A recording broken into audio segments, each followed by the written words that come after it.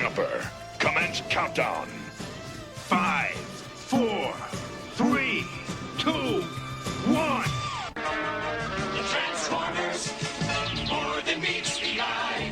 The Transformers, more than meets the eye.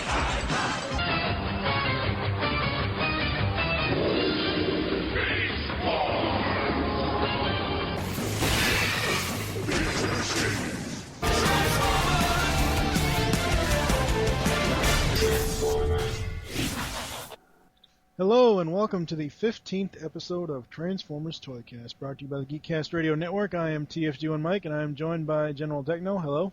Hello. And the goddamn Protoman. Hello. Hey.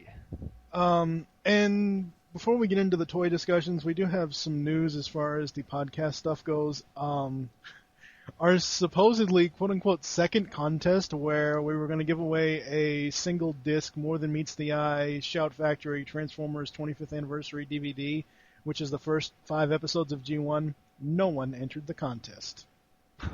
Ooh. Emails whatsoever. So They were practically giving it away. no, exactly. It's like, it's free. We're not even charging you people for shipping, which we should, but we're not. So once I paid all my bills and everything this week, actually it was last week, I went on Amazon and I ordered one for myself and I ordered I actually ordered 3 total. I ordered 1 for myself and then 2 others to give away. You know what I'll do? I'm going to advertise it on my Twitter. Maybe someone will bite then. Well, that's over. I'm not even dealing with it. Oh, you're not going to do it anymore? Okay. This is a totally different prize. This prize is Okay. We're probably going to get bogged down once I reveal what this prize is. And I really wasn't going to reveal it. I was going to keep it as a secret prize, but I figured out what the hell. Might as well. I got in today 3 copies of the Allspark Almanac, and holy shit, are these things heavy. Yes, they are. They're like phone book size. I was expecting something like a little bit bigger than, I don't know if people know, like a standard manga. Yeah. Maybe and I'm talking in size and in width too. Yeah. But I really didn't expect it to be that big. Yeah, I was expecting something half the thickness. Yeah. Yeah, I really was. Because you know why? Because, I mean, sure, like the other books, like the Arc and the Arc 2 done by Bill Forrester and Jim, those are thick, but those are thick because they're simple thick. Like all they had to do was scan outlines, like from old, stuff that's been around for years anyways, and they didn't really have to type out a lot of text and everything, so those were easy to make, like big, thick books of those. But this was just like, wow, someone sat down and really, like, page by page, I mean, to go through all of it is incredible, It's 220 pages. It basically is a coffee table book. It's a heavy read. That's what it is. It is. Yes. I just got them today. The Arc you could do in one sitting, but this is. Yeah. So again, we're going to use the same question as we did last time. So if you can tell us what item Optimus Prime was carrying in the final scene of Transformers Animated Season 3 Endgame Part 2, you will win a copy of Transformers Animated: The Allspark Almanac. We have 2 available, so 2 winners will be drawn randomly. All entries must be sent to tftoycast@gmail.com. The contest begins as soon as this episode airs, which will most likely be tomorrow, the 15th of September. The cutoff time for entries is Saturday evening, the 19th of September at 10 p.m. Eastern Standard Time. And as I said, all correct answers will be put into a hat, and we will do a random draw in the next episode. The question again is, if you can tell us what item Optimus Prime was carrying in the final scene of Transformers Animated, you will win a copy of the Allspark Almanac. As I said before, we have 2 of these available that we're going to be giving away, and the only thing that I really have a complaint about in this is this one. Hopefully, there is going to be a volume 2, because this basically takes you through the end of season 2. Yeah, they said pretty much Jim gave a comment on that. He said they will do a Volume 3, and on top of a Volume 3, it will include some, because there was the comic book exclusive stuff, too, that IDW did. That was so all in there already. Was it all? Well, there was some of it was. But no, because there's a chance that there might be an animated comic coming again. Well, so, they want to have a little more meat to do another one. it's the same reason where they wanted to do an ARC book 3, Yeah. but they have material for it, but not enough to make a full book, because a friend of mine, he is like the sole owner of the animation cells for Pretender Bumblebee, right? Yeah. So Bumblebee was never in the cartoon, but there was a commercial that Bumblebee was in. He owns the cells, and he owns the character models, and those were never put in the ARC. So he sent them to Jim, and Jim's all happy, but he's like, hey, it's great, amazing, but yeah, we need a little more than that to make a whole book. So they're kind of waiting to get, like, background images from Headmasters or whatever they could get to fill it Right. out. So it's the same. It's the same deal. It's the same guys too, pretty much. Where they want to like get enough material, because season 3 is as awesome as it is, and all the cameos. They really need a lot more than just that too. Well, see, when I first heard about this, I thought it was going to be 220 pages over the entire series. Oh no, 1 and 2 is No. just enough to fill everything right there. Because when I was looking through it earlier today, and I'm like, wait, where's Rodimus? Where's Cyclonus? What Of the hell course, is going on? of course. What the hell Well, they do? there's probably enough animation models just for Autobots and Decepticons to take up double the space that they allotted in the first book.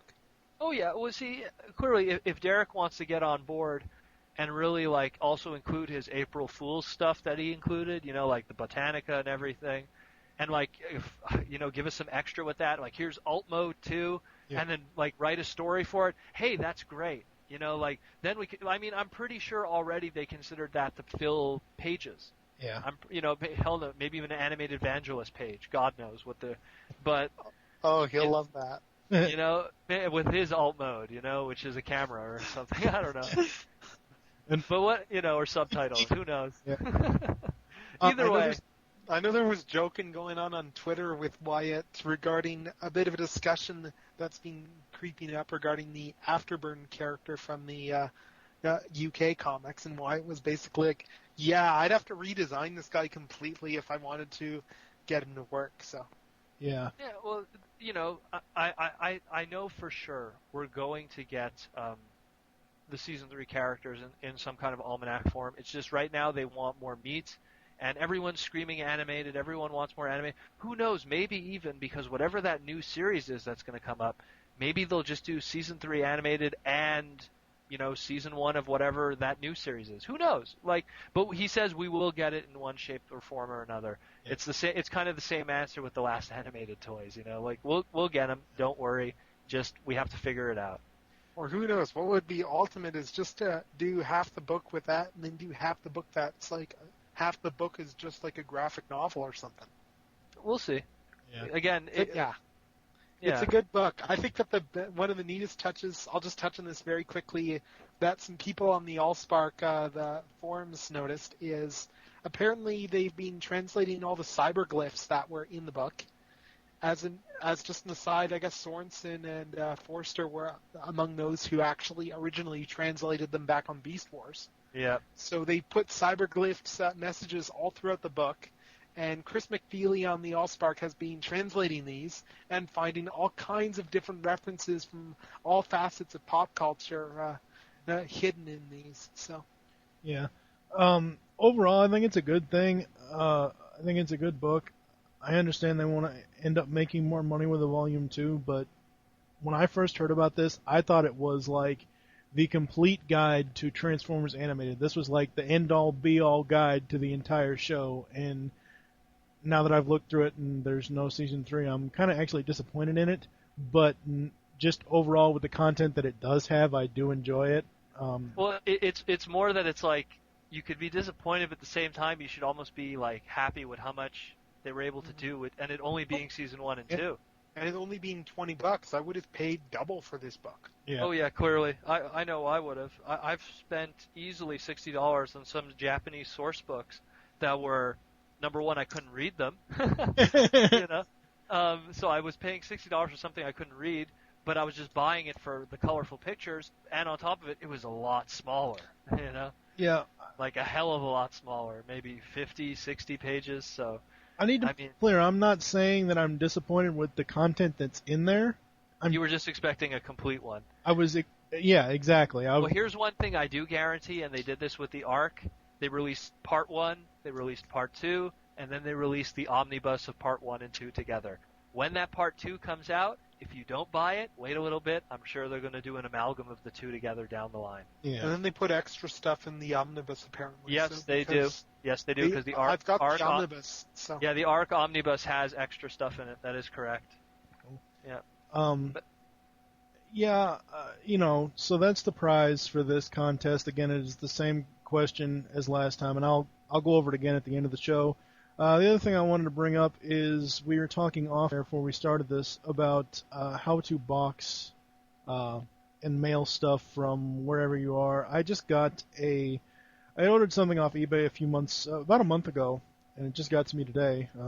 I don't know, whatever.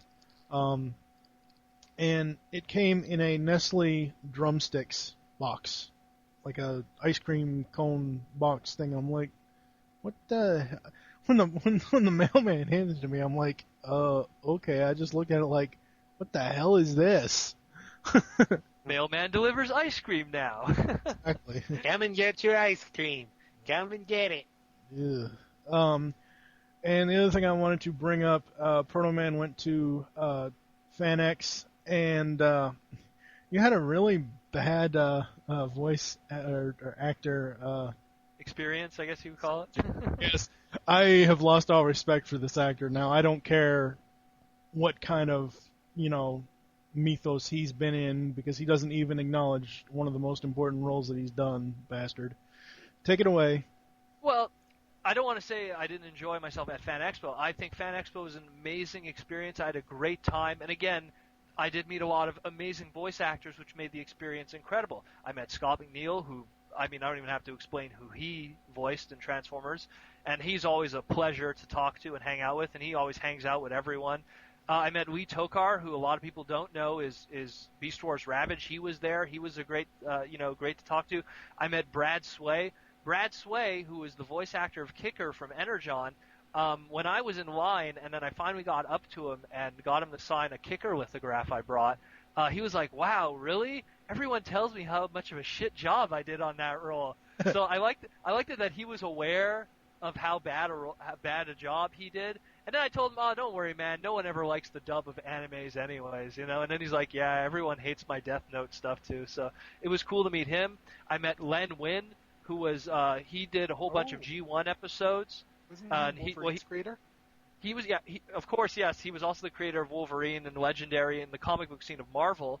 But on top of that, in a Transformer-related way, he also wrote the episode Web World for G1. He wrote the episode Savage Noble for Beast Machines, and he wrote the episode Tangled Web for Beast Wars. So he's been around in Transformers. He's done like 3 generations of cartoons right there too, which was pretty awesome. So I was in line for him, and I got his autograph. And he's a super talkative, friendly guy. Considering how, sometimes I say to myself, like the more important they are, the more of a snob they are. But him, it's like he's so critical and important in comic book history, and yet everyone you go, like he's the kind of guy, like there were some guys that were in line that had like 50 Wolverine comic books, all the same Wolverine comic book. And, most people, like, these are guys that are clearly comic book store owners that are here to make money, Mm-hmm. He signed every single one of them, like with a smile. Like he didn't even he didn't even say no, only 2 allowed. Like he is super, super nice. And again, there's a negative with that because then the line takes forever. Yeah. But at the same time, he's super great. He's super nice. That's another, like the whole convention was incredible. I mean, I could keep going on and on with all the guests that were there that I didn't even, Richard Comley, the creator of Captain Canuck, was there. There's so many other important, if you're a Marvel or DC fan, I know I'm forgetting someone, but they were there and they were amazing. Just to step back a sec with Brad Swaley, I actually met him earlier in August as well because he was out here for a convention, and he seemed like a pretty good guy there too. So, I mean, what it is? He's self-aware that people don't like dubs, but yet he cool did his. This is a guy who, here's just a quick anecdote where at the panel I went to, people were asking if he could do the laugh from the final scene of Death Note, whatever. Everyone. He's got a cardboard cutout of Light's face, which he sticks over his own when he starts doing the laugh, because his whole explanation is, he doesn't like being caught on camera doing this because when he originally did it, he was in a sound booth, he wasn't, and just how he looks when he does it. It's like yes, he's and got... it's funny because when I was in line, he was asked to do that many times too. Oh, did he bring out the cardboard cutout? I didn't notice that because I was. He had a cardboard cutout in front of his face. He starts to laugh, and then when he starts getting to the more and more crazy part of the laugh, he flips it around, and there's a different expression on the other side. Yeah, he's a great guy. No, he was awesome. That's what I mean. The convention was amazing because you have to realize Fan Expo is like the San Diego Comic-Con version for Canada, and it's huge. It's super packed. There's tons of free swag going around, tons of free stuff. I mean, it was a nuts.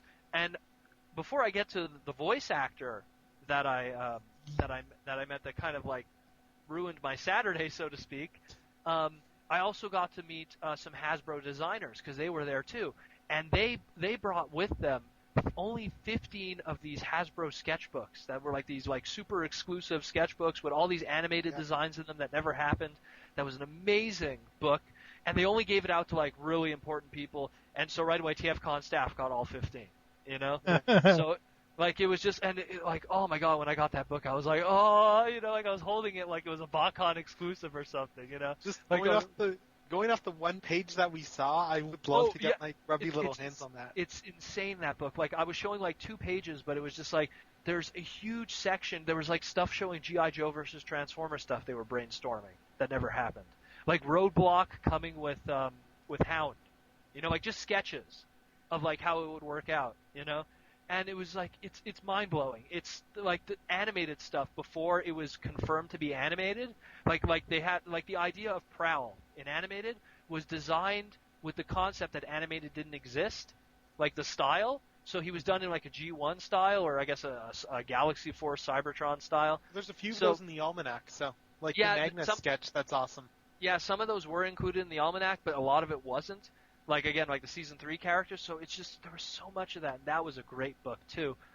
But anyways, what ruined everything for me, though, was I had a great Friday, and then the Saturday started, and that's when all the big-name guests start showing up that are movie-related. Linda Hamilton from Terminator was there, Lou Ferrigno, Bruce Campbell. It just, you know, the list goes on, and a lot of Star Trek and Star Wars characters, too. Hell, even the Soup Nazi from Seinfeld was there. I mean, it's just, everyone was there. It was just... Oh, Soup, but, yo! Yeah, seriously, he was there, and he was signing soup ladles and giving them to people. That's...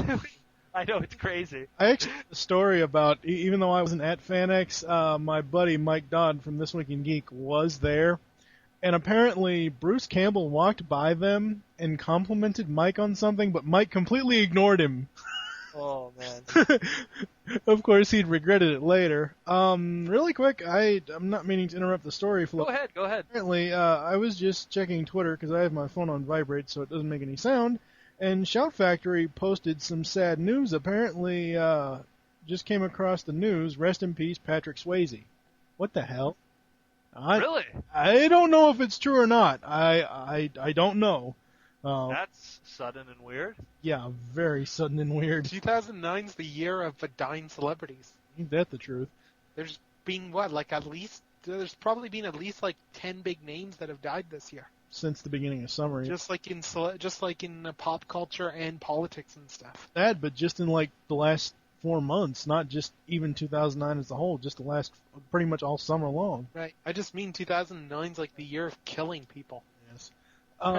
So getting to your bad experience, which makes me... Well, what happened was the Saturday started, everything was great, you know, we were setting up for our table and stuff, and I decided, like, I had to get, like, out of all the autographs there that I was going to get, I had to get Leonard Nimoy's autograph because I knew that the opportunity to get his autograph would not come about again. I mean, even the likes of Len and Scott McNeil, I mean, they're great guys, but I know I get a feeling I'll see them down the line, you know, like, because I do a lot of comic conventions and stuff. But Leonard Nimoy, you know, the guy's 80, you know, and there was a lot of things going through my mind. I was like, you know what, I have to get it now, otherwise I won't get a chance otherwise. And I knew what I was going up against. Fan Expo was crazy busy and insane. I mean, I was standing in Brad Sway's line for 2 hours, and it's Brad Sway, no offense to him, but he's not exactly, you know, high tier in terms of celebrities and stuff. But I was in his line for 2 hours. So I knew that Leonard Nimoy's line was going to be crazy just using that kind of logic. So I got there extremely early, And I must have been, I would say, 20th in line, which is very fair to say the least in terms of, and I was surrounded by Star Trek fans, everyone, guys in Vulcaneers and all, and costumes and cosplay. And there I am, holding my Galvatron lithograph because I'm the only guy in line literally for that. Like, for me, it was like, who the hell is Spock? Like, who's Spock to me, So but everyone else in that line was there for Spock, So I was like, all right, this is going to be great. I'm going to get it. And you know what? Even when I get to him, I'll be able to ask him and get the final word on did you like doing the movie? Not just put an end to all those fan rumors that we've been hearing for years. Yeah. Right. So we get closer to the line, and then all of a sudden, this guy starts coming down the line, starts telling the prices. And he's like, okay, here's how it's going to work, people. Autograph is $60. To take a photo with Mr. Leonard Nimoy is another $60. And the lithographs, because every celebrity did this, so this is not unexpected. And an extra lithograph, like a lithograph of the character that he played, is an extra $20. Now, keep in mind, with characters like Lou Ferrigno, all right, who was the Hulk, for $30 you got his autograph, but you also got a lithograph. You were able to take as many photos as you want with him. He was intimate with you. He talked with you. It was a good experience. It was like a $30 worth. You got a lithograph. You got to talk with him. Signed whatever you brought to the table on top of that. If you asked him to sign 3 things, he'll do it no problem. It's just you have to pay $30 for that, quote, experience, if you will, And all the other celebrities were like that, too. I think the only other person that was not $30 was Bruce Campbell, and he was $50, So Leonard Nimoy was the big package. And he was insane because it was like just to take a picture with him was $60, to get one autograph of whatever you chose was $60, to then get a lithograph and then to get him to autograph that would be $25 plus another $60. So, I mean, you're talking an insane amount of coin just to get him to do a brush stroke, and then to smile for a photo. So I was like, you know what, screw that. I'm just getting the autograph. That's it. And, I have my picture that I printed out, a nice glossy picture of Galvatron from the movie. Let's get that signed. Let's get the hell out of here. And that's it. And I'll ask the question, worst comes to worst. I get closer to the line. I would say I'm about 10th at this point. And then all of a sudden, the guy comes back who's his, I guess, bouncer in the line. He says, Mr. Nimoy is going to be taking a 2-hour break now. And everyone looks at each other like, he's barely been here for half an hour and he's already taking a break. Right. And I looked behind myself, and of course, the line at this point was out the door. You can't even see it anymore. So the thought of getting out of line because he's going to be back in 2 hours is out of the question to lose this spot. Because I know the Trekkies are going to stick around just as much as I would have. So. Oh yeah. So I was like, you know what? I'll stick it out. I could survive 2 hours. I got to get this autograph. No one has signed merchandise of Leonard Nimoy for Galvatron. It just doesn't exist. Yeah. So I waited. 2 hours came. He didn't come back.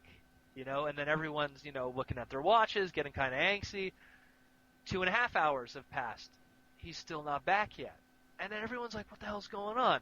3 hours pass. And again, now I stayed an extra hour, and he's still not back yet. Everyone's losing their mind at this point. People are getting out of line to go to the front to complain. And then, at this point, the convention people are, getting on, phones. I'm standing in line going, oh, great, Leonard Nimoy died in his hotel room. And I missed my chance. Son of a bitch, If I was 10 people earlier in the line, I would have had his autograph. Now he's dead, and his autograph's going to go through the roof, So I was like, oh, this is great. I'm like, what the hell is taking him so long? Anyways, now 3 hours late. After another hour, so now 4 hours late, he shows up. Okay? Yeah. No apologies, no explanation. Let's get down to business. He rubs his hands to go start some autographs. And then he goes into rapid fire mode. Then he's like, sign, get out of my face. Sign, get out of my face. Sign, get out of my face. Sign, get out of my face. Sign, get out of my... So when I got there, I give the $60. I go to put the lithograph. I literally, before the lithograph even hits the table that he's signing on, sign, out of here. And that hit, I was like, holy... And then you have, the bouncer guy, okay, move along, And it's like, holy crap, I didn't get to say anything. I didn't get, but I was lucky because I had a friend recording a video of me getting the autograph signed, so I was able to take screenshots of, quote, me with Leonard Nimoy, and they didn't know that the video camera was recording, so I got some pictures of Leonard Nimoy, although not as I expected. I didn't have to pay for it. But it was just like he didn't even look at what he was signing. It was just like, quick. So, like, I joke around. I'm like, wow, I could have had, like, a picture of a man's penis, and he would have signed it. Like, he didn't even care what he was signing. He was just signing anything, just give me money, sign it. And it was horrible. It was horrible because I had my girlfriend with me, and she went to all these other celebrities, and they were so, like, intimate. Like, Linda Hamilton, who played Sarah Connor from Terminator, like, she talks with everyone for, like, half an hour. Like, it's like, oh, what did you like about the movie? She was so sweet. And I have video, by the way, of all the actors and meeting them and stuff. And it's just in comparison, we meet Lou Ferrigno and you're talking with him for like a good 10 minutes, and Leonard Nimoy doesn't want to breathe the same air you do. It's horrible. It's absolutely horrible. And the fact that he made me wait for 4 hours, it ruined my whole Saturday. Yeah. I mean, I don't want to sound like a wimp or anything, but I think my ankle gave out at one point just standing there for so long. Like, my ankle actually hurt for the rest of the day. And, when you're doing a convention like that, you're doing nothing but walking, Yeah. But luckily I had my TFCon table, so I was able to sit down and chill for a bit. But it wasn't fun. It really wasn't. When you stand somewhere for 4 hours, you get hungry, and you can't get out of line, it wasn't cool on his behalf. On top of it, to charge like, 160 plus, just to have the full experience with him was not cool. Like, and there was guys who were paying that. There was guys that were like, these Trekkies were paying the easily, give me the autograph, the lithograph, and the photo, And I'm like, wow, man, like, you guys just enjoy getting picked on, because I would have not stood for that. Well, you see, the thing that, since you put that video up and since I saw it and now we're talking about it now, what makes me realize is that apparently the people that go to these things, and I'm sorry to call the Trekkies out, but that's mainly what he's known for. The Trekkies that go to these things and just unabashedly feed him this money to get this stuff, to basically have no real connection with him whatsoever. You had said in the video that he didn't even look up at you. He didn't even make eye contact, for Christ. Well, one day I'm going to put up the video when I get it, because I have 2 videos up now. I'm going to put up a third one with just the actors I met. And it's just because it's sad, because when you're going to see, like, his, and then you see me with Scott McNeil. Yeah. And Scott McNeil, by the way, is free, Yeah. And, like, he's the kind of guy, it's free and he'll buy you dinner, Like, he's that amazing, Like.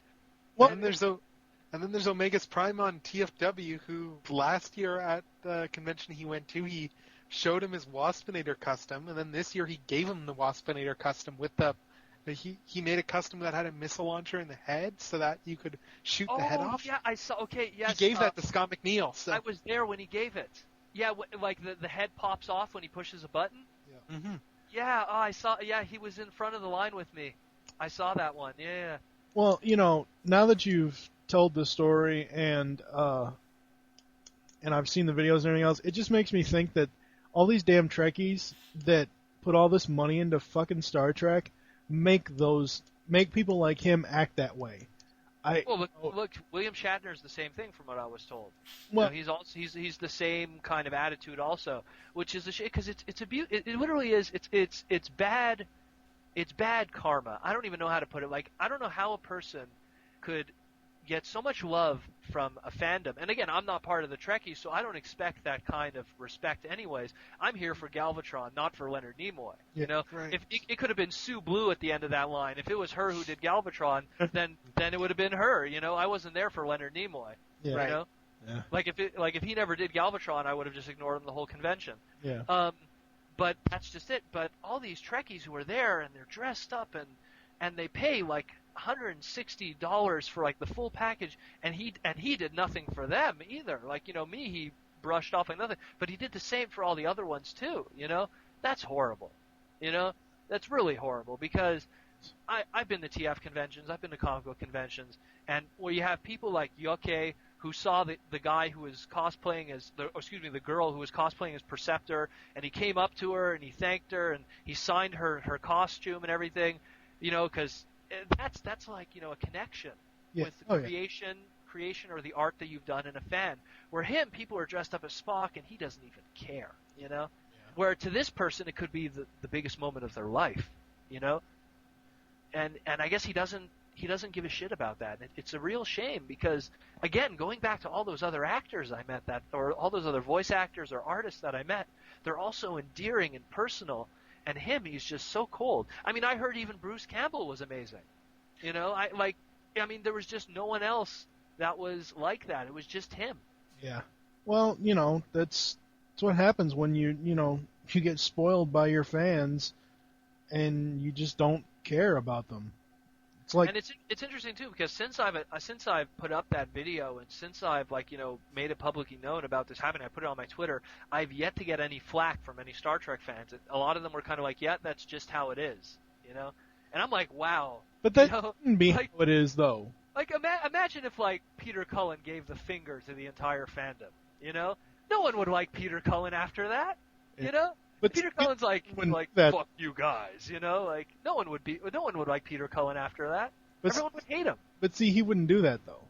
No, but see that's what perplexes me about Star Trek fans, that they would take this kind of stuff. From not to mention Leonard Nimoy, who is I guess you would call the Megatron, to and then you have William Shatner. That's like I'm just saying like two big heads in their fiction, and both of them are like that. It's like, wow, how could you even look at these actors, you know? I would want Jean-Luc Picard instead of these guys if that was the case. It's mind-blowing what they take because, I mean, if Frank Welker was like that or if Peter Cullen was like that, no one would like them in the fandom. Everyone would hate them, you know? Heck, I mean, look what Pat Lee did and how now everyone hates him, you know? Yeah, I imagine that Patrick Stewart is probably great with his fans. I've heard that he's really good. Just look at his sense of humor on his recurring role in American Dad. Or Extras. If you ever saw him in Extras, that's another. Oh yes, I've seen that clip. If you love Patrick Stewart, go see Extras. Anyways, that's that clip. At least search for the clip on YouTube from the trailer. Yeah, at least find the clip of Patrick Stewart from Extras. If you're a Star Trek fan and you like Patrick Stewart or anything, even X-Men, it's it's hilarious. But yeah, but it was incredible, and it ruined my Saturday. Like I remember going back, I stayed at my buddy Chris's place, GM fan on the boards, and I was just like, holy crap, man! Like it kind of lingered with me for a bit. I was just like, wow, I paid $60 to get treated like garbage, you know. but it only after the convention was over and everything it dawned on me, and then I was like, you know what? I got the bastard's autograph. He's 80 years old. He could die tomorrow, and I don't care. But at least I got Galvatron's autograph. That's it. Because the one thing is I have a wall of autographs from all different kinds of Transformer characters that I've met throughout the years of all their actors. And, while it's impossible, I won't get all of them. I mean, I'd have to dig up Chris Latta at this point. But, I mean, I want to get as many as I can. Like, I have almost all of Beast Wars. You know, thanks to TFCon and conventions in Montreal, I literally have almost every Beast Wars character, you know. So to get that, those movie G1 characters are difficult because they were all big name actors. You know, Robert Stack, forget about it now, he's dead. But, I'd love to get Judd Nelson for obvious reasons more than just it being Hot Rod because, Judd Nelson, that'd be difficult. To get Eric Idle, to get, John Machia. Those were the really high-end actors. I mean, to miss out on getting, Weird Al at BotCon, oh, man, Yeah, I know. Like, to get those actors, those are the real, tough ones. And so for me to get Leonard Nimoy was, the peak of that. It was important to me to get that. It's such a shame how much drive I had behind that and willing to, waste all that time for the end result. It was a real shame. But anyways, you would have to get two autographs for Hot Rod / Rodimus. You know that, right? Well, actually, technically it's 3. I have Dick Gautier. Oh, okay. And Dick Gautier, I have to let everyone know also, he's an awesome guy, and he's the kind of guy that if you fax him something that you want him to sign for you, he'll send it to you for free, signed back. I'll just let you know that. That's actually how I got his autograph. I didn't attend BotCon. I think it was 2001 that he was at. Yeah. I just I got his email through my contacts in TFCon, And I sent it to him, and he was just like, sure, fax me whatever you want, and I'll sign it and send it back, and I'll pay for the postage. He was amazing. He's an amazing. And for anyone who actually owns the Matrix DVD box set of G1, the roundtable discussion that he's in, it really shows how much of a cool guy he is. Like, it really, his personality shines through there too.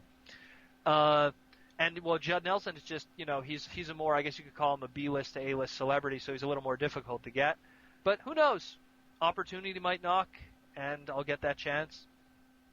We'll see. I know you don't want to really talk about any TFCon stuff, but maybe TFCon could get Judd Nelson. You know what? When we look for actors, we kind of try to get a broad actor that did more than one voice. Oh, yeah. Animated. That's just it. Like, now that he's done animated, but still, it's only 2 voices, pretty much. I mean, he did Hot Rod Rodimus Prime, and now Rodimus Minor, if you will, or Rodimus from animated.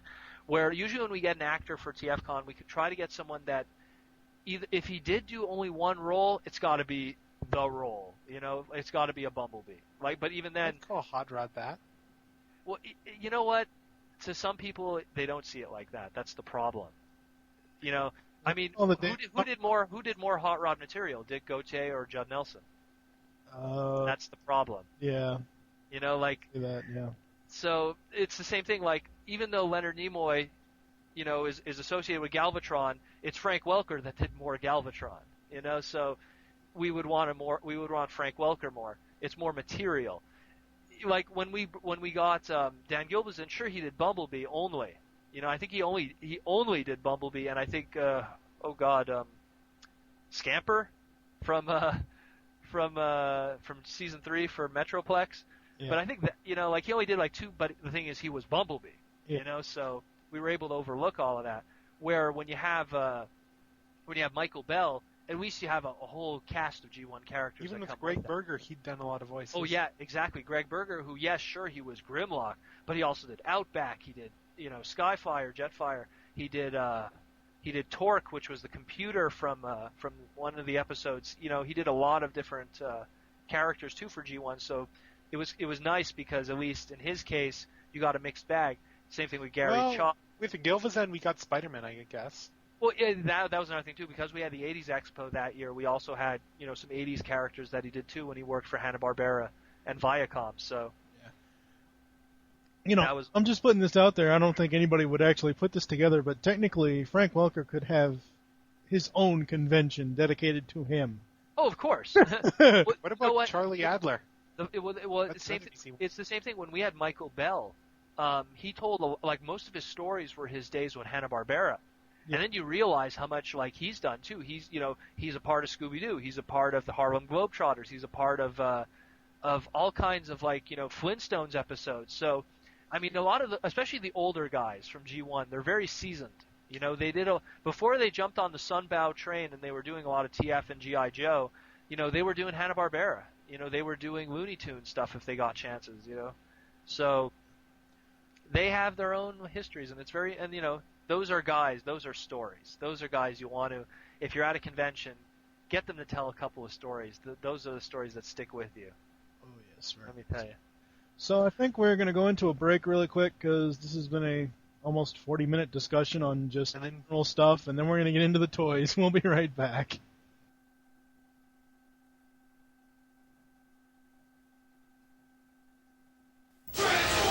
Across the galaxy to battle the evil Decepticons comes the ultimate Autobot hero, Optimus Prime. Transforming from big rig into powerful robot, he's the greatest Autobot warrior of them all.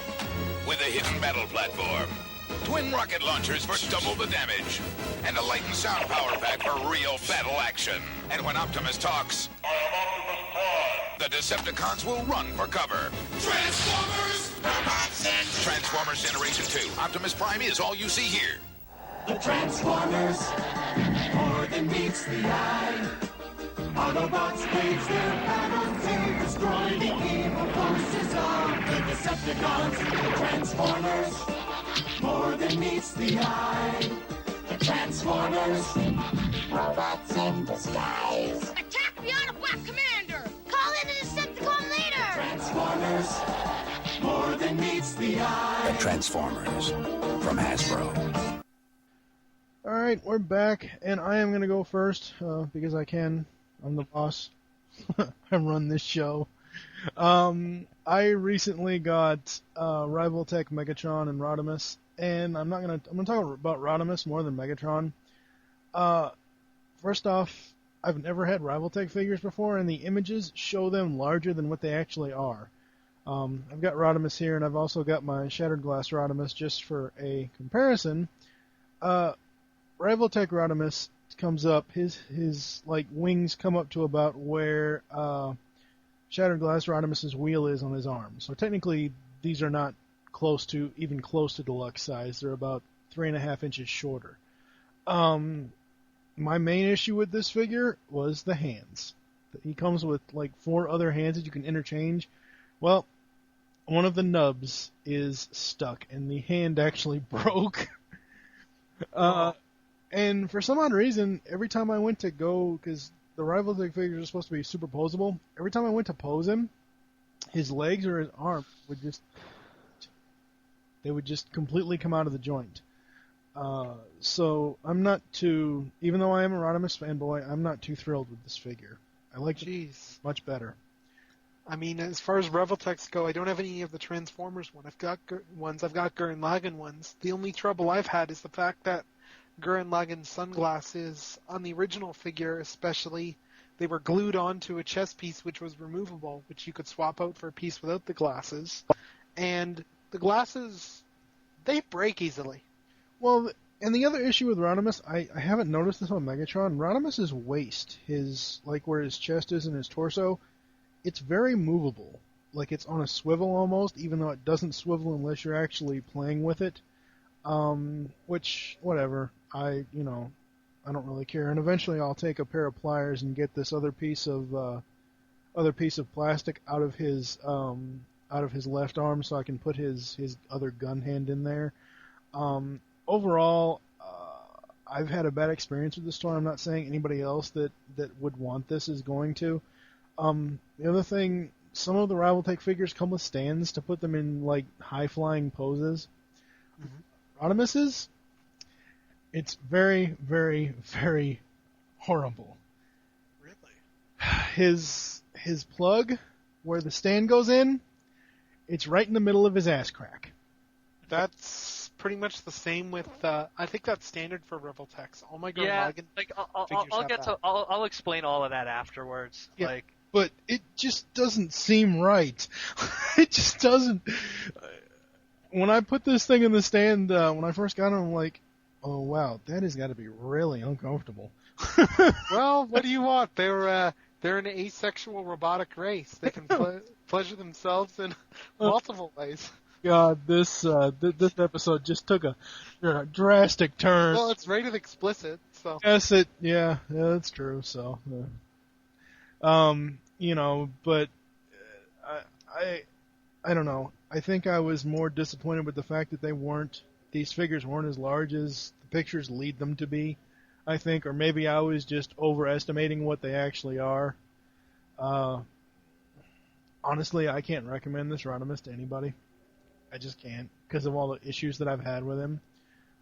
Pretty much his bottom part of his legs, where his feet are, that has come out of the joint.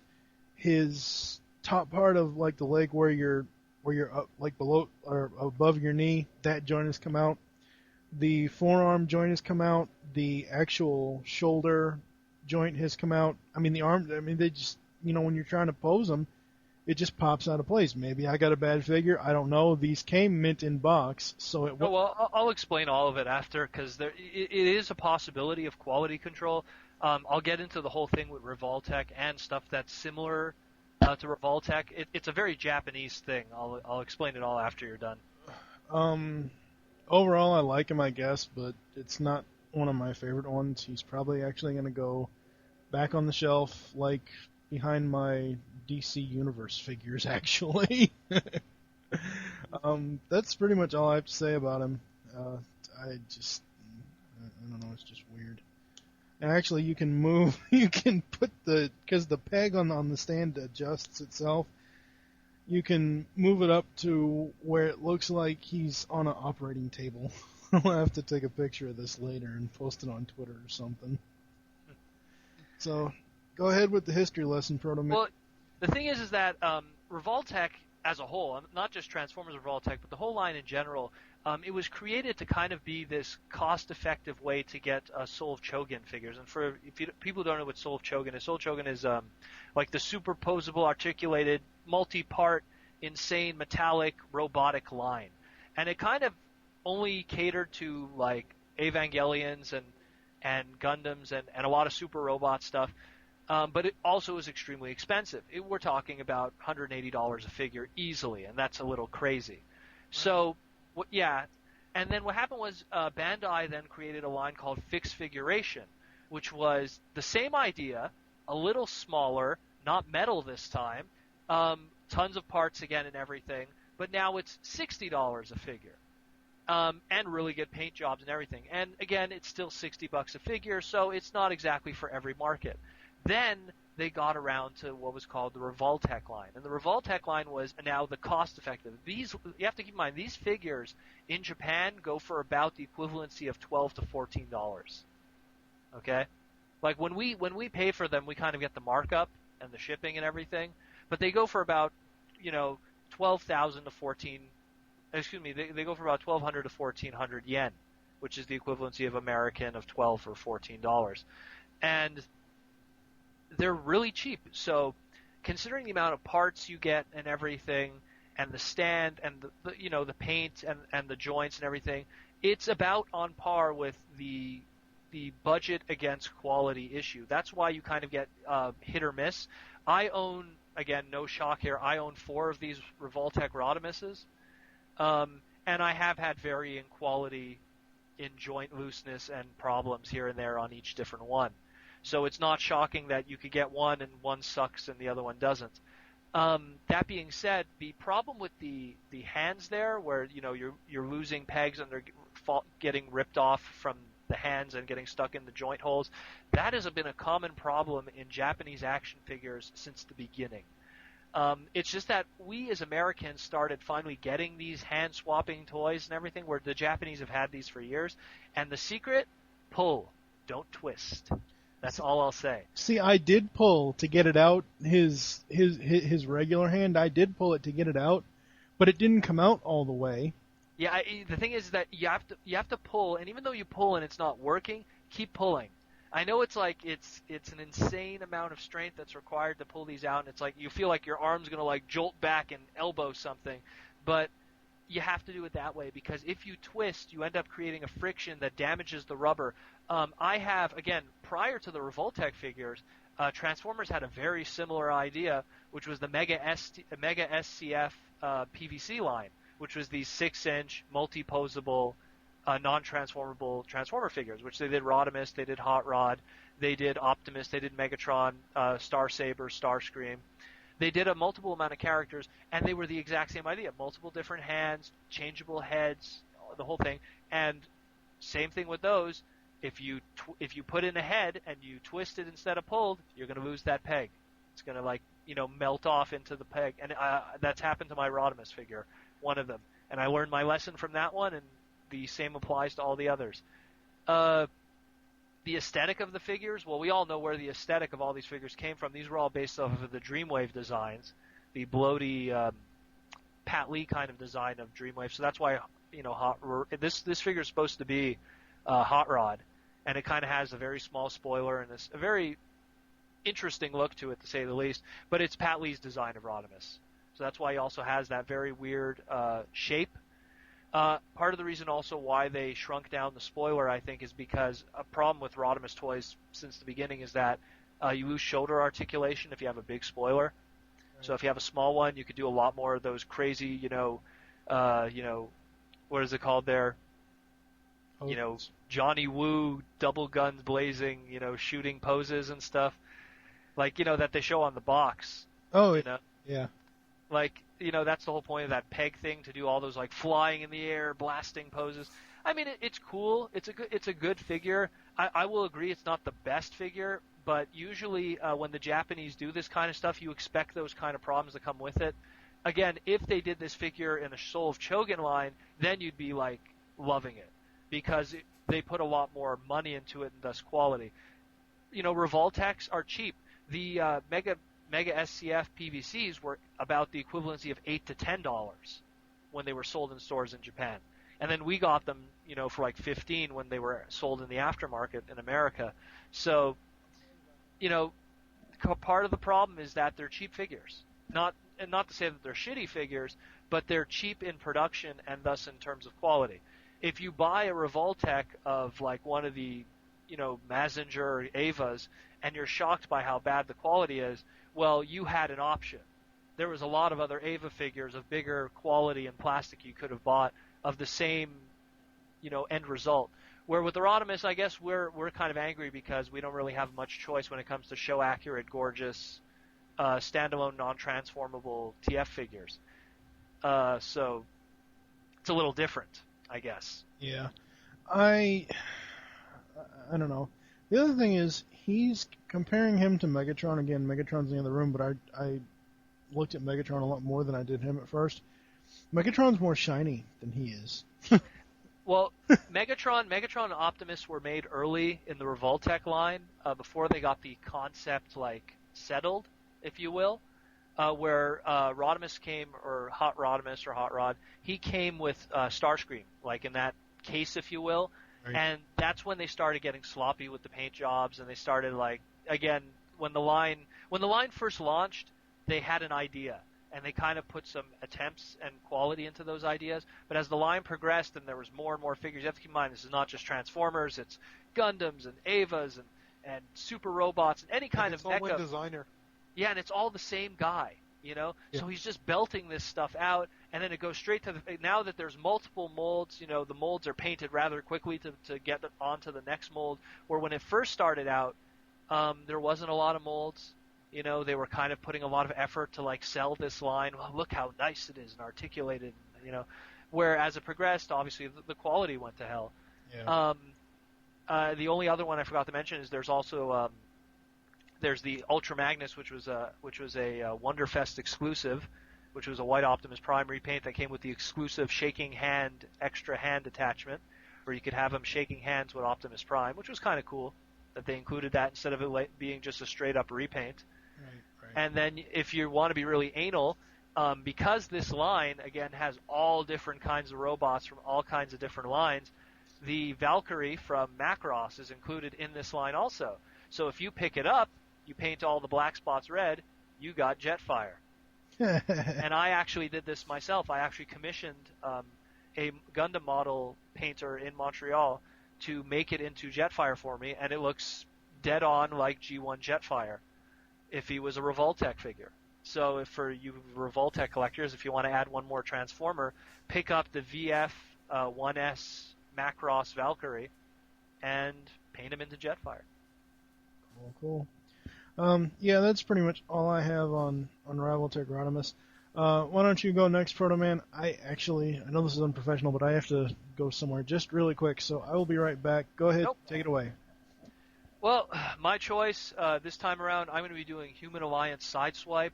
Part of the reason why I chose him was because I actually opened him up recently. I picked him up about a week and a half ago, and I just got around to opening him. And I was actually a little excited about this figure initially because Bumblebee got my hopes up so much. I love to hell the Human Alliance Bumblebee figure. Yes. I think it's an amazing figure. I think it's well designed. I think if there's one movie figure you have to buy of Revenge of the Fallen, it's either whenever there's going to be a premium of the Optimus, the leader class Optimus, because I still think that figure could be better. Buster Prime, you mean? Yeah. Well, that's just it. Buster Prime or whatever's going to come, that's going to be the better version. Whatever that is going to be, or this Bumblebee, because this Bumblebee is just absolutely breathtaking. It's an amazing figure. That being said, it made me have this high hopes for this whole Human Alliance concept. And so when we saw Sideswipe, I was like, okay, well, I have the deluxe Sideswipe, and it's a really good figure on its own. Granted, it has standing problems, but it's a very nice articulated figure, and it does the alt mode justice, So, I have it in really nice poses. It's a good figure. And then I thought to myself, well, the Legends does a pretty damn good job, too, for being a Legend. So, how could they screw this up? I mean, this is a line that already through Bumblebee we've learned is an amazing line of concepts and quality and budget, because it's also a lot more expensive for what you're getting. I'm expecting this Sideswipe to be incredible. I got it, and I was really disappointed. Transformation-wise, nothing shocking, but it suffers from backpack syndrome like crazy.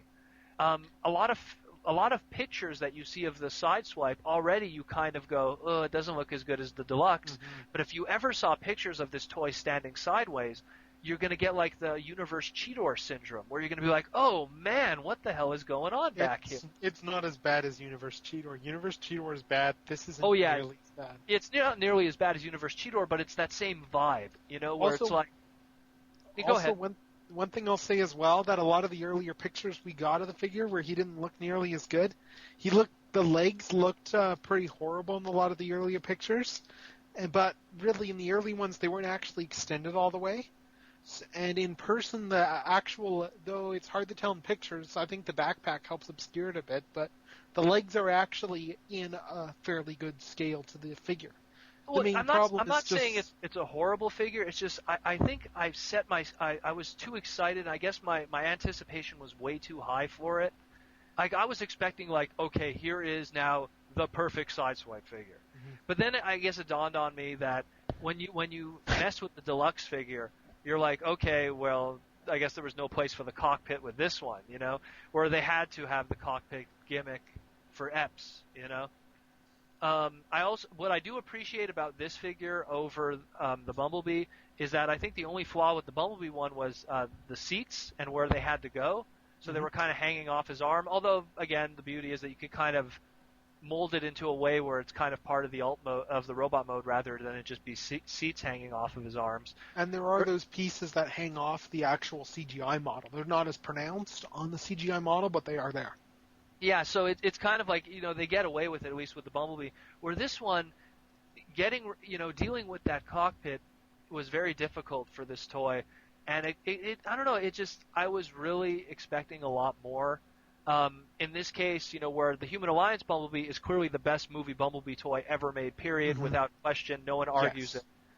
Where this Sideswipe one, I'm really disappointed. I lean back to the difficult-to-stand Deluxe figure and say, so far, that's the best one, which is a shame, because I was really looking forward to this one, and I hope that Skids down the line is going to be, is maybe going to change everything around again and get back to being awesome. I hope going off of Pia's video review of Skids, which he did a while back, Skids does look incredibly awesome. Well, you can't go wrong with a figure that comes with 2 extra figures, so right. That's another thing that's great too. I again, part of the reason why I think I bought it was, hey, I get an Epps figure, so add it to the human collection. But then that's another thing with Sideswipe that makes him a bit subpar just looking at Epps. As pretty much everybody has commented just based on photos on Epps, he suffers from some very weird proportions in that, to me it looks like they decided that, okay, they need to make him taller than Shire or something, so they just gave him longer legs. And I think all that... my only problem with Epps, and it's kind of ironic with the box art too, if I would have done an Epps figure, I would have done one without the army fatigue helmet thing going on there. I think the famous Epps, whenever you ask anyone to picture Epps in Transformers, you always picture him in that T-shirt desert scene, Bring It. Yes. And everyone sees that Epps, and that's the image of him. And even again, ironically, on the Human Alliance box, that's what they use. They use that helmetless Epps, desert scene, sweating from battle look to him. But for some odd reason, they included Sideswipe because he was dressed like that in but the box itself, the background is Hong Kong from Revenge of the Fallen. Epps is in that. Epps is in his Nest Hong Kong fatigues. Yeah, and even which is kind of a shame. Even referring to box art and stuff, if you look at it, the box art for all the Human Alliance characters so far has all been Movie 1 box art for the human pictures. Shia's pictures from the first movie, Megan Fox, it's noticeably from the first movie because she doesn't have any of the plastic surgery she got in the interim. And, with Epps, though, the other big thing is this is really... shouldn't be criticizing Hasbro much for this, because just the fact that they made a figure this small, this posable in itself is pretty amazing. But just the eyes, are yours a bit weird looking or whatever? Yeah, well, that's where I think that by putting the helmet on and creating this small area that's expected to be painted, like I guess a crack or a crease by having that helmet dip, I think that if they just had a bald, helmetless Epps, it would have been an easier paint job to do, and it would have looked a lot nicer. I know someone online who was not happy. This was on the Cybertron.ca boards. Someone who wasn't really happy with how both Human Alliance figures turned out. They showed us they took Heavy Duty from the Rise of Cobra line. Oh, that would work well. And he did a few little tweaks here and there and turned it into an Epps figure. And now I want to go out and get a Heavy Duty. It's the Heavy Duty figure that comes with the Riot gear. Okay, cool. And if you could find that one, go out there and get it. I'm telling you, because it comes, the figure itself, it comes with this army fatigue jacket on from the desert, and it comes with all this Riot gear. But when you take that all off of him, and you can, it's Tyrese Gibson. It's scary. It's very weird. And it's funny because he even has the shirt that he was wearing in the desert scene from against Scorponok, which is sounds very like Hasbro's trying to throw double dip on the collector's market. Well, that's what I think. A lot of people were saying, like, it's kind of funny how we had the whole thing with Shia with the Indiana Jones line, where everyone bought that what is his name, Mutt figure? Yeah. Because it was a 3-inch Shia figure, and now it's like, oh, now you have to go and get Heavy Duty and Riot gear, and take off all his armor, and now you got Epps. And it's crazy. And now even Repro Labels is noticing this and going, oh, now we can make some Repro Labels because he comes with all this armor, but why don't we make it like Epps armor? So now it says HD for Heavy Duty on the belt. It has this attachable belt if you want. We'll put Epps across it instead or something, Cool. So right away, people are noticing that, and so we've already seen pictures now where you have Human Alliance Bumblebee and Sideswipe, and they have the Epps from Heavy Duty, and then you have the Shia from Indiana Jones, and it looks gorgeous. But I'm going to try to find someone on Cybertron.ca posted the photo. It's in the TF shots. Okay. Yeah, myself with Sideswipe, just in terms of my own criticisms, I just got him last week. I mean, he looks like a really nice figure. The thing that's really nice about him is that he's all painted silver to go on his merits for a sec. Oh, yeah, that's one thing I wanted to just say. I completely forgot. His alt mode, gorgeous. I won't. Yeah, his head sculpt too. As a car, it's a very nice figure. I know in the future when I do display this figure, I think I'm going to leave it in car mode with the door open, with the driver's side door open, to show that gimmick because it looks great. It looks great. That I won't take away from the figure. It does a great job of being an alternator toy where it shows the inside interior, and but it ends there. So yeah, great alt mode. Continue. Yes. But yeah, the head sculpt is also pretty good. The little blade gimmick is kind of neat as well, because I didn't expect to see a gimmick like that in this figure. And with the spinning blades? Yeah. But one thing there's a couple things that I don't like about it. One of them is the backpack, as you mentioned. There's actually a mod I found for this. I'm linking you the picture right now there. Pia sent this to me because I'd heard about this and forgotten about it. But basically it's you cut some stuff off a few of the tabs of the backpack and you can compress it a heck of a lot more, like in that picture there. Oh, yeah, I see, for that connection. Mm-hmm. So then you can get the backpack compressed a lot more, so it looks a lot nicer. I haven't been willing to try that yet because it's like a $40 toy, but... And the other real thing is the leg articulation I'm not a huge fan of for two reasons. One, just he's got the front knee articulation, but he doesn't have the foot articulation like where you would think there should be a joint for the rear to be able to bend. So you can get him in some more dynamic poses. There isn't. It's a real shame because you look at this figure and you look at people who do photo shoots of it and they're trying to make it look like a great figure, but it's very difficult. And then you look at the deluxe and you're like, wow, you know. So and then the other thing is the little rubber nubs.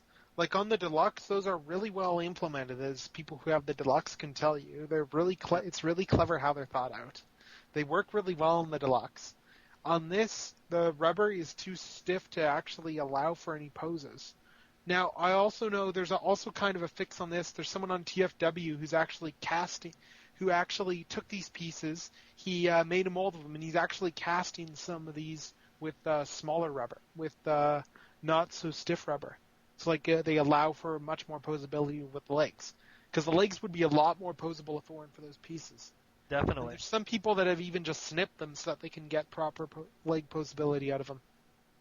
Well, that's the problem where Bumblebee almost out of the box was just, breathtaking. Yes, then you do the leg mod and he becomes even better. Yeah, and there's little, the figure just on its own is incredible, and then there's these little things you could do to it that just make it like a masterpiece scale figure, literally, and that's a high thing to say, but it literally becomes a masterpiece line figure at that point. Where this figure, it's such a shame because it makes me go back to the deluxe, and I'm going to say right now, I don't recommend this figure to anyone unless you're a Sideswipe completist or a big Sideswipe fan, or if you really want that Epps figure, don't get this figure. If you need a Sideswipe for your line, if you have to get that one Sideswipe figure, get the deluxe. I will second I'll second that as well, but I will add the proviso that if you're going for Human Alliance figures, well, he's still a Human Alliance figure, so yeah, he's pretty nice. Yeah, he's not bad. It's just right now I'm a little disappointed with him. I guess again, I'll go in we'll see what happens with Skids. That's the next one. Mm-hmm. I have high hopes for Skids. Yeah, so I guess we're going to move on to yours then, because it doesn't look like Mike's back yet. I don't care about the movie line. It sucks. Oh, yeah, okay, awesome. All right, so now we're on to you, General Tekno. All right, yeah, my pick is one that's a lot harder to come by, but it's one that I really do like quite a bit. Protoman has this one as well, I believe. It's the Chevrolet of... Pardon? I have two of them. Right, it's the Chevy Aveo Swerve figure that was the exclusive that was available through GM promotions and stuff. As many of you probably know, was it in July that they had the promotion? Was it. What happened was in select parts of the Golden Horseshoe of Ontario, and the Golden Horseshoe, for you people who don't know, it's Mississauga, Toronto, all that's wrapped around the Great Lakes. Certain select areas in July. Yeah, it was like end of June, early July. Mm-hmm. There was all these weird GM stands showing up and asking surveys or test driving and doing all kinds of stuff. And you had a choice of one of many free gifts, and it was a T-shirt or a hat or a Transformer toy. And so, I can't tell this story better firsthand than the people who actually did it, like the people who were actually there that hooked me up. But I remember hearing the story multiple times through my friends that actually did do this and test drove the car or took the survey. So, but yeah, it just showed up out of nowhere over there, and only in that select region. We're not talking all of Canada. We're talking just like this small part of Ontario. But luckily, the fandom in droves went and got every single Swerve humanly possible, and shared, and amazingly, in an act of kindness, shared it with the rest of the fandom. And not just that, but also the GM guys were very good about it, because once they caught on that there was a community out there that was looking for these, someone actually went on Cybertron.ca, registered, and said, yeah, I'm one of the guys running this promotion. Here's where we're going to be, and here's when we're going to be there. Yep. Come and check it out. He was very gracious about trying to allow people to get as many Swerves as they could.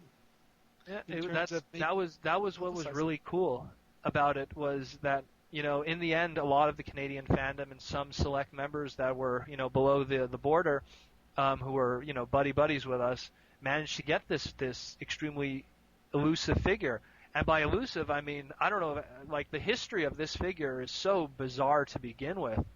It starts in China, where it was just like a test shot that showed up, and everyone thought it was a future movie toy for the 2007 line. And then, when the instructions for it showed up, it's going to be a Universe figure because the Classics line was finished and the Universe line was starting. Who is it going to be? And then that didn't happen. And then there was the rumors that it was if you bought a car, any Chevy car in China, you got this figure for free. So then all of a sudden everyone's like, oh my God, it's the most expensive Transformer toy ever made, technically. because you had to buy like a $20,000, $30,000 car in order to get a Transformer toy. So that would make it like really expensive in the primary market. Not in the UK. And then when it showed up in the UK, then like all of a sudden, it's like you could buy it off of the website, but of course all those orders and pre-orders ended up not being honored, so that never ended up happening. Really? They didn't get honored? None of them. I actually got a friend in the UK to do like order 5 of them for me out of anticipation, and nothing came of it. So that ended up not happening. Then there was also a yellow version of it showed up on Yahoo Japan Auctions, and that went nowhere because it was just a custom and someone trying to make money off of the whole insanity of this figure. And then it fell off the radar completely.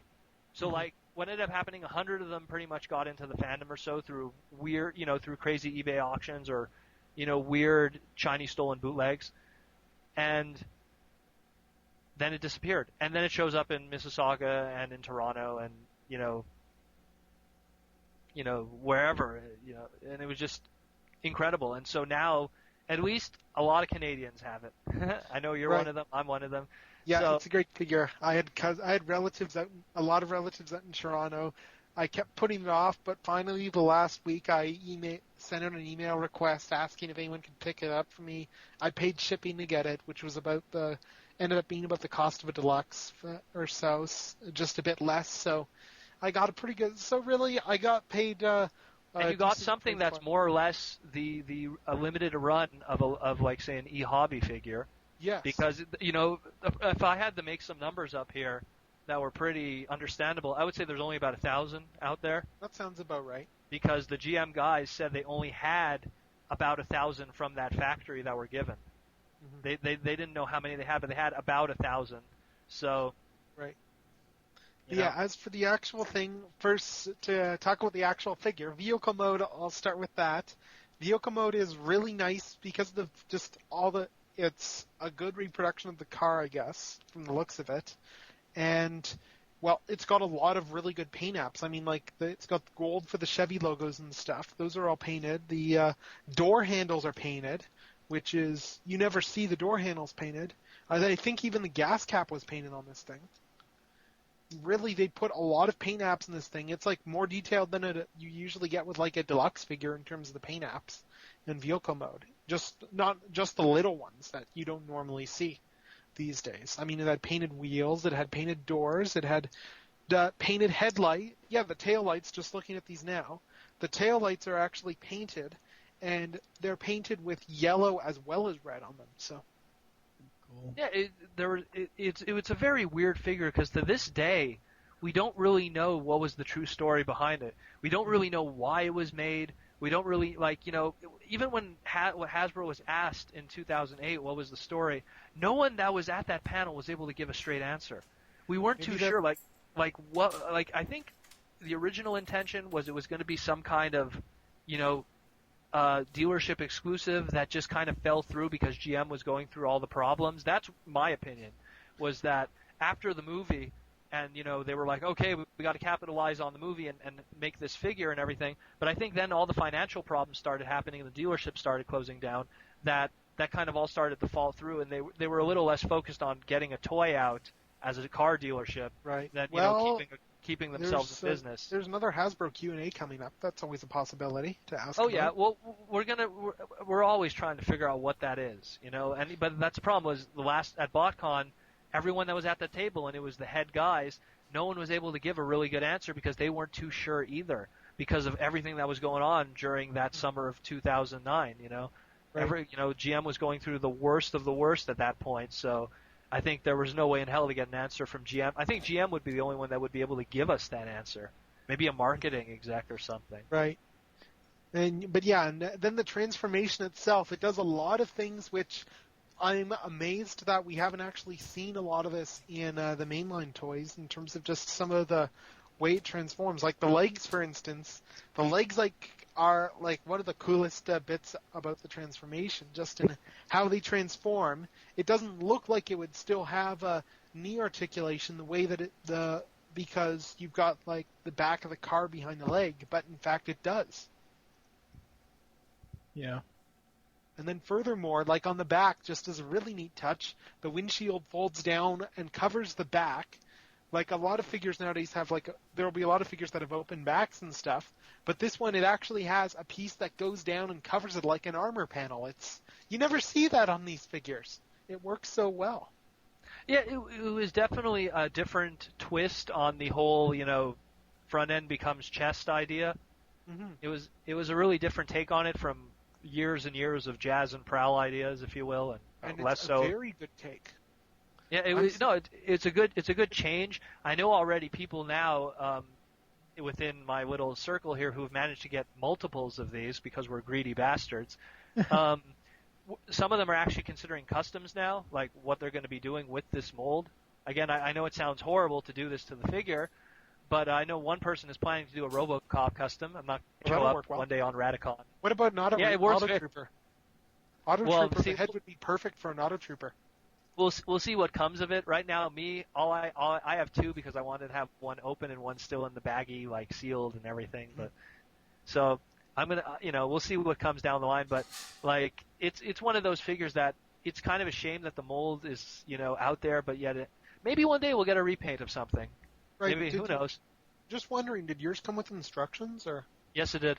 Okay, yeah, mine didn't. So I don't know if it got instructions, but they just weren't sent or what. But I don't have the instructions for it. Either way, it's still. I'd seen reviews. I still figured it out pretty well. But yeah, the only real. If I have to nitpick about something on this figure, because there's a couple things that I will nitpick about, but I really shouldn't be nitpicking on it because otherwise he's pretty much an incredible figure. The first one is the fact that the way the hands are molded, they're just the wrong size to really hold any weapons. So I haven't really found a weapon. I guess so. But again, considering what his intentions were, who knows? Was he intended to be a Transformer figure to sit alongside the other deluxe figures? Who knows? Right, and then the only other real criticism is just the forearms. There's a lack of a forearm swivel, which this figure has really good leg posability. The arm posability isn't quite as good as the legs, but it's okay. And it could have been there too. If they put that forearm swivel in there, that would have made this figure take the leap from really good to godlike. I jokingly refer to it just privately as Alternity Swerve. And basically God mode him to the point where he's stronger than everyone else in Alternity. Because he's rare, he's rare, he's a new mold of a somewhat obscure character, and he's a very nice posability. Plus he turns into a car. Swerve has always been lucky. He's never been a straight-up repaint ever. He's always been some kind of remold or... Right, but this is the first time he's been an original mold, isn't it? Yeah, it is his first. Well, it's his no, first. Actually, he wasn't a remold in Cybertron when they repainted Clocker into Swerve. Well, like again, it's you could argue like his original G1 incarnation too. Like okay, gears to an extent, but a lot of stuff had to be changed in the process. Mm-hmm. So it's kind of like saying I don't know. Generation 2 Smokescreen, which was part of the ATB jet with Dreadwing, right? As opposed to the Starscream from Energon. Even though they're not the same toy, they're in that same vein, if you will. Right, but I think this is like the first Swerve we've ever gotten that's actually its own mold, and it's a very, very nice mold at that. Yeah, it is. It's definitely nothing. This has no aspects from any other previous toy up to this point. It's 100% new and unique, and it's a great figure. And I'm happy to know that at least a good amount of people have got it, because when we got our hands on these, we tried to make sure that at least everyone, at least in the Canadian fandom, who came beck and call, was able to get one. Right. And then I think pretty much everybody on the podcast on TFW's podcast who wanted one got one. Oh yeah. Too. Gog Dog, Vangelis, Seth Buzzard, they all got one. I'm trying to remember, was it Gog Dog on there who had a very funny story regarding Swerve? Because there was somebody, I don't know. There was someone who had one about how they'd gotten one of the original ones for free or something in the mail. Oh yeah, it was Gog Dog got one originally for free in the mail, and then he sold it or something. Right, because he wasn't expecting it at all, and then he was inquiring about it for a while, didn't hear anything. He eventually sold it because he needed the money, and then and then it all here came it shows back up to again. Yeah, can't get rid of this figure. It boomerangs back. Anyways, yeah. You have any final thoughts on that, Tekno? Well, Swerve's a great figure. If you can find, I'm not sure how much I'd say he's worth in terms of what I'd be willing to pay, because since the influx of those figures, because obviously some scalpers, capitalized on this also. Yes. The average I see him going for on eBay now that people are aware that he's not as, uber rare as before. $75 max. Okay, I was seeing him for a couple hundred, I thought, but originally he was. Now I saw like some buy it nows for $75, $85. So maybe those are gone now, but I remember during the peak of it. Yeah, looks like, I guess. I'm looking at a lot. The ones that are buy it nows are the lowest is $110 or so, but the other ones are $160. The other two are $160. And there's a bunch of auctions that are around $80 or so. Yeah, there you go. All right. Well, I think we're going to bring this episode to a close. Again, we are running the second GeekCast Radio Network contest. If you can tell us what item Optimus Prime was carrying in the final scene of Transformers Animated Season 3 Endgame Part 2, you will win a copy of Transformers Animated The Allspark Almanac. We have 2 available, so 2 winners will be drawn randomly in ToyCast 16, airing next week. All entries must be sent to tftoycast@gmail.com. The contest begins as soon as this episode airs, which will most likely be tomorrow at some point, the 15th of September. The cutoff time for entries is this Saturday evening, the 19th of September at 10 p.m. Eastern. It's been good having you guys on. Let's see. Thank you for joining us here on Transformers ToyCast. There are several ways to get in contact with us. We'll leave feedback for the show. First, you should visit www.geekcastradio.com and find all the other GCRN podcasts there. Second is you can stop by PredicationEmpire.com/CafeSpark and get all your GCRN/Transformers topics there. The third is you can leave us feedback on iTunes. Please do this. This will help the show immensely. The fourth is you can visit earth-2.net forums and find our threads for the shows under the self-promotion section. And the fifth is the email address, which is tftoycast@gmail.com. You can also follow us on Twitter. The show name there is TFToycast. Mine is TFG1Mike. And what are your all's Twitters? Mine is General Tekno, as in, I'm just trying to remember if I've got an underscore in it. I don't think I do, but it's TEKNO, General Tekno. Yeah, no underscore. And I am Protoman X, all one word, Protoman and the letter X at the end. Yes, because some bastard stole Protoman. Exactly. And I'll hunt him down. And just to mention it, for anyone who's curious at all, I actually have a review of the Aveo Swerve figure on my YouTube channel. It's the same spelling of General Tekno, I believe. It's the same spelling, General Tekno, all one word. And the video is one I filmed within the 5 minutes after I got this the is first the Gotham outro. figure. Dude, stop. This is the outro, man. We gotta close this out. It's almost... Yes, I'm doing the shameless plug. Yes, well, your shameless plug is taking too long. All right, then. You just basically go to his YouTube channel, it's General Tekno, and look for the video. For now, I am TFG1Mike, saying the more words of Optimus Prime, transform and roll out, and thank you for listening.